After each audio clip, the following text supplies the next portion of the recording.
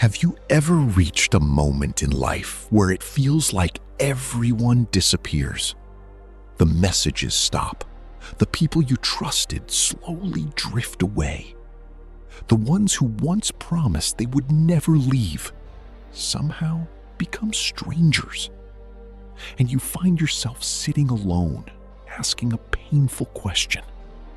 God, why did you let everyone leave me? It's a heavy feeling. Loneliness has a way of making you think something is wrong with you. But what if the loneliness you're experiencing right now isn't abandonment? What if God is simply removing the noise so you can finally hear His voice? Because sometimes the most powerful transformation in a woman's life begins at the exact moment she realizes your prayers become deeper. Your faith becomes more real. You stop chasing validation from people and start seeking direction from God. And that's when real transformation begins. Because the most powerful identity a woman can ever discover is this: she is not defined by people's opinions. She is defined by God. Many women grow up believing they need others to feel strong, someone to comfort them, someone to reassure them, someone to guide them. But sometimes that dependence quietly becomes a crutch, and every once in a while, God removes those crutches, not to hurt you, but to show you the strength He already placed inside you. When the people you once leaned on are no longer there, you begin to learn how to stand on your own. The Bible says in Lamentations 3:24, "The Lord is my portion, therefore I will hope in Him." In other words, God Himself becomes your source, not people, not approval, not validation.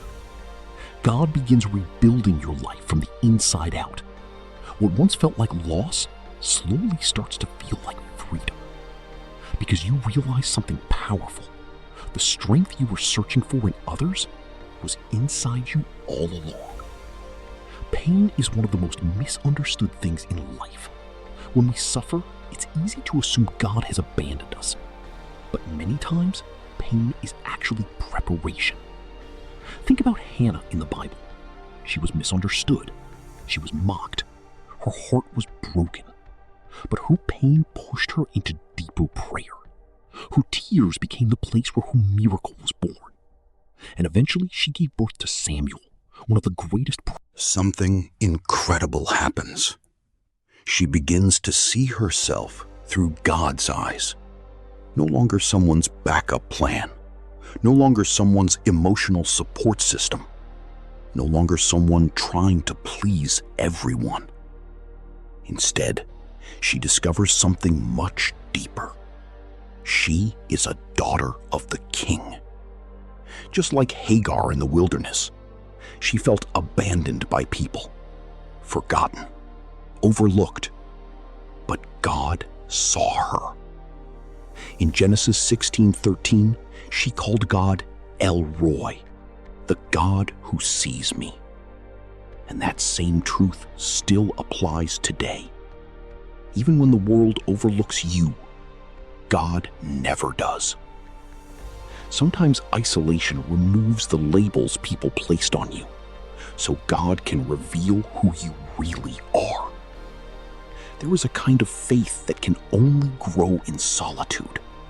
Not the faith people display in public, not the faith people show on Sunday, but a deep, quiet faith that forms in the wilderness. The prophet Habakkuk once said something remarkable. Even if the fig tree does not blossom, even if there are no grapes on the vines, still I will rejoice in the Lord. That kind of faith doesn't come from having everything.